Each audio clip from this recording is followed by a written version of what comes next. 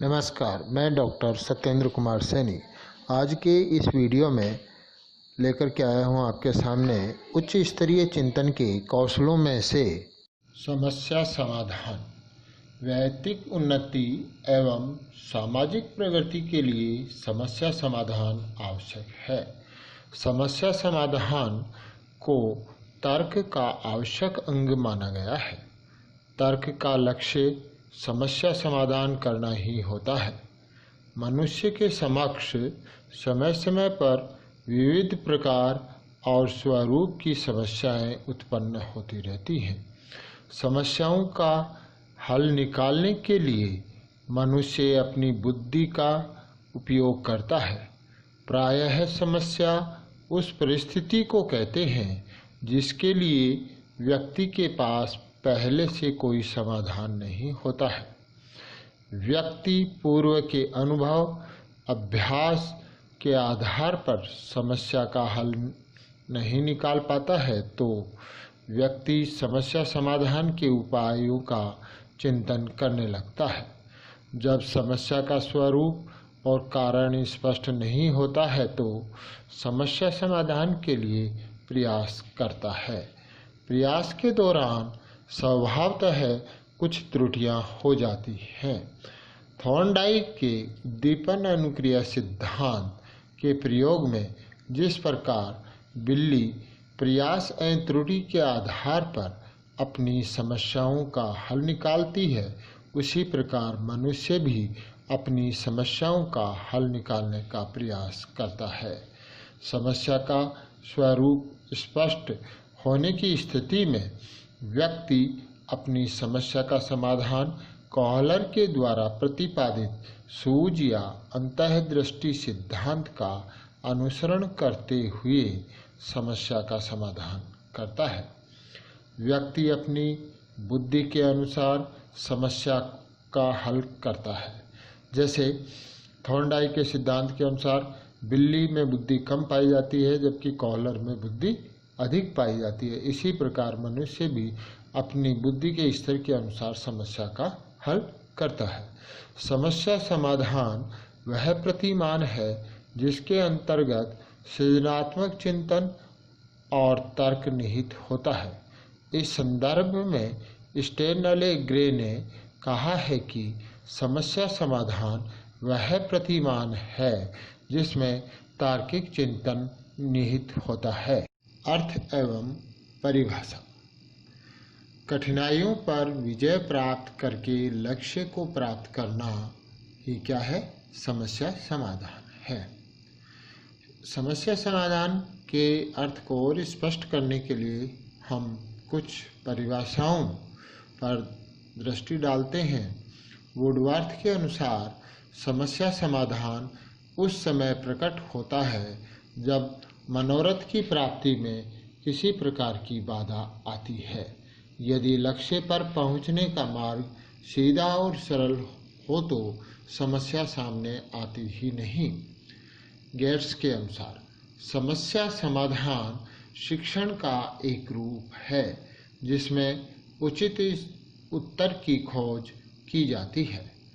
Skinner के अनुसार समस्या समाधान एक ऐसा प्रतिरूप या कार्य ढांचा है जिसमें सृजनात्मक चिंतन तथा तर्क होते हैं।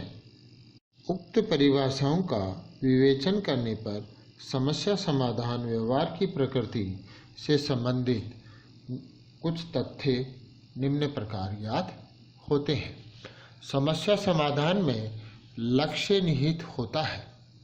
लक्ष्य प्राप्ति हेतु अर्थात समस्या समाधान में सफल होने के लिए उसे उचित अनुभवों का चयन एवं स्मरण किया जाना आवश्यक है। अर्थात सुसंगठित पदों का अनुसरण करना होता है। समस्या समाधान के लिए व्यक्ति अर्थपूर्ण एवं अत्यधिक प्रयास करता है।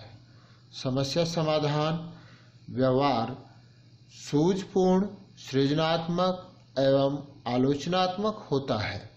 व्यक्ति को अनुभवों का पुनः गठन एवं प्रयोगात्मक की उचितता का मूल्यांकन करना होता है। अब हम देखते हैं समस्या समाधान की विधियाँ। व्यक्ति समस्याओं की प्रकृति एवं अपनी बौद्धिक क्षमताओं के अनुसार निम्न समस्या समाधान की विधियों का प्रयोग करता है। अनसीखी विधि। अनसीखी विधि इस विधि का प्रयोग निम्न कोटि के प्राणियों द्वारा अपनी समस्याओं का हल करने के लिए किया जाता है। मानव ही नहीं, पशु जगत अपनी मूल आवश्यकताओं को पूरा करने के लिए निश्चित विधियों का प्रयोग करते हैं, जिनका विवरण विभिन्न अंगों की आनुवांशिक प्रवृत्तियों द्वारा किया जाता है। जैसे हम देख सकते हैं कि पक्षियों का चहचहाना, बच्चे माँ का दूध पीते हैं, कुत्ते भौंकते हैं, मधुमक्खियाँ काटती हैं आदि। इन सभी क्रियाओं को समस्या समाधान की नैसर्गिक तथा सार्वभौमिक विधि कहा जाता है। यांत्रिक विधि में समस्या समाधान को सीखा जाता है या ग्रहण किया जाता है।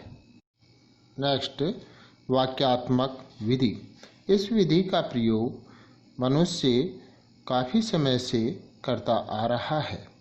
बालक पूरे वाक्य बोलकर अपनी समस्याओं का हल करता है। नेक्स्ट, प्रयास एवं त्रुटि विधि। इस विधि का प्रयोग अधिकांशतः सामान्य समस्याओं के समाधान के लिए किया जाता है।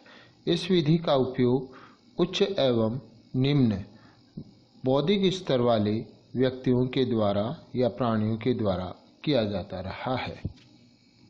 नेक्स्ट, भाषा विधि। जटिल समस्याओं के समाधान भाषा के माध्यम से ही संभव हो पाते हैं। नेक्स्ट, अंतःदृष्टि विधि। इस विधि का प्रयोग उच्च स्तरीय बुद्धि वाले प्राणियों के द्वारा किया जाता है। इस संबंध में कोहलर का अंतःदृष्टि सिद्धांत के अंतर्गत वनमानुष पर किया गया प्रयोग विशेष उल्लेखनीय है। नेक्स्ट, वैज्ञानिक विधि। वर्तमान युग में प्रत्येक क्षेत्र में समस्याओं का समाधान करने के लिए वैज्ञानिक विधि का प्रयोग किया जाता है। इसके अंतर्गत क्रमबद्ध एवं सुव्यवस्थित अध्ययन किया जाता है। आरंभ से अंत तक यह पूर्ण वैज्ञानिकता पर आधारित होती है, अर्थात क्रमबद्धता पर आधारित होती है। अब हम देखते हैं समस्या समाधान विधि के सोपान। समस्या को समझना।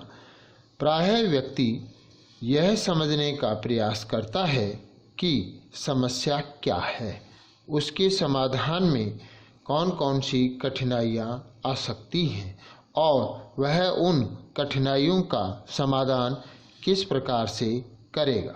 नेक्स्ट, जानकारियों का संग्रह है। इस सोपान के अंतर्गत व्यक्ति समस्या से संबंधित तथ्यों का संकलन करता है। नेक्स्ट, संभावित समाधानों का निर्धारण। व्यक्ति संग्रह किए गए तथ्यों के आधार पर समस्याओं का समाधान करने के लिए कुछ विधियों का निर्धारण करता है। बालक जितना अधिक बुद्धिमान होता है उतनी ही अधिक उसकी उत्तम विधियाँ होती हैं।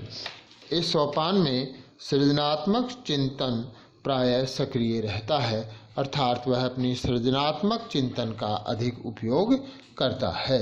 नेक्स्ट है संभावित समाधानों का मूल्यांकन। इसके अंतर्गत व्यक्ति निर्धारित की जाने वाली विभिन्न विधियों का मूल्यांकन करता है।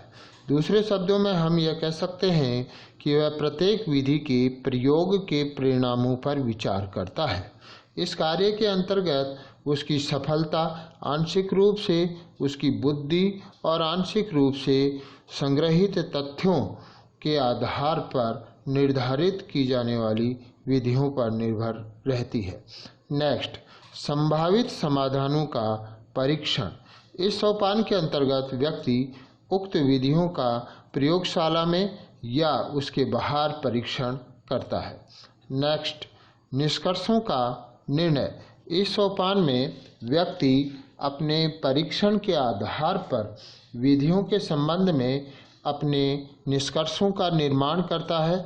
फलस्वरूप वह यह अनुमान लगा लेता है कि समस्या का समाधान करने के लिए उनमें से कौन सी विधि सर्वोत्तम है और उसका वह उस समस्या का समाधान करने में उपयोग करता है। समस्या समाधान विधि का महत्व। समस्या समाधान विधि बालकों में रुचि जागृत करती है, आत्मविश्वास उत्पन्न करती है। ये विद्यार्थियों को स्वयं कार्य करने का आत्मविश्वास उत्पन्न करती है। वैज्ञानिक विधियों के प्रयोग का अनुभव प्रदान करती है।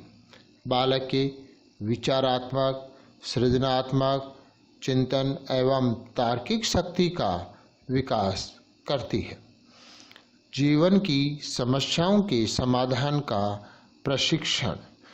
समस्या समाधान विधि बालकों को उनके भावी जीवन की समस्याओं को हल करने का प्रशिक्षण देती है।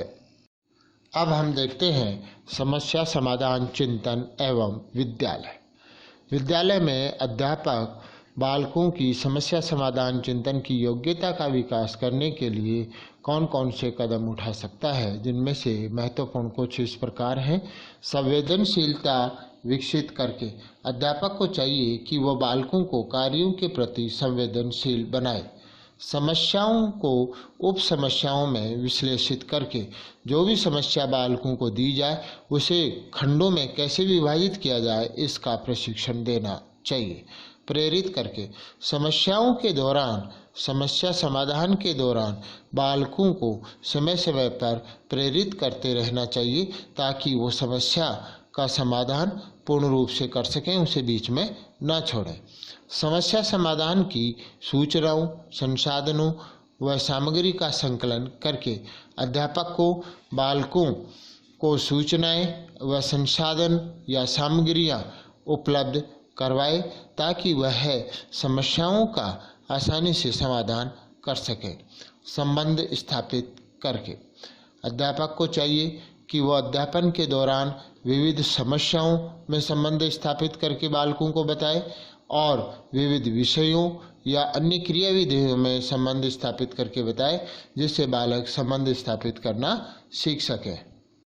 अध्यापक को यह भी चाहिए कि वह अनुभवों, पूर्व विचारों, वस्तुओं के बीच संबंध स्थापित करना व फेरबदल करना बालकों को सिखाए। नेक्स्ट है आलोचना से बचना। निर्णयात्मक प्रक्रिया में अध्यापक के सम्मिलित होने पर भी अध्यापक को ये चाहिए कि वह स्वयं निर्णय न दे, बालकों को निर्णय लेने दें। आलोचना से बचना। अध्यापक को चाहिए कि वह अधिगमकर्ता या अन्य व्यक्ति की आलोचना ना करे। नेक्स्ट है उपकल्पना का परीक्षण। उपकल्पनाओं व विचारों को व्यवस्थित रूप से परीक्षण करने का प्रशिक्षण भी देना चाहिए और परीक्षण करना भी चाहिए। मानदंड तय करना। समस्याओं के समाधान के लिए समस्या एवं कार्य के उद्देश्य के अनुरूप आंतरिक एवं बाह्य मानदंडों का निर्धारण करना चाहिए। रचनात्मक आलोचना शक्ति विकसित करनी चाहिए। बाधा का निराकरण। समस्या समाधान के दौरान उत्पन्न होने वाली बाधाओं का निराकरण करने में अध्यापक को सहयोग करना चाहिए। उपकल्पनाओं का पुनः परीक्षण। संशोधित योजनाओं के संदर्भ में उपकल्पनाओं का पुनः परीक्षण करना चाहिए। मानसिक तत्परता। अन्वेषण की अभिवृत्ति, स्व पहल की आदत, जीवन के संघर्षों, कौतूहल, मस्तिष्क का खुलापन और चुनौतियों को झेलने के लिए मानसिक रूप से बालकों को तत्पर करना चाहिए।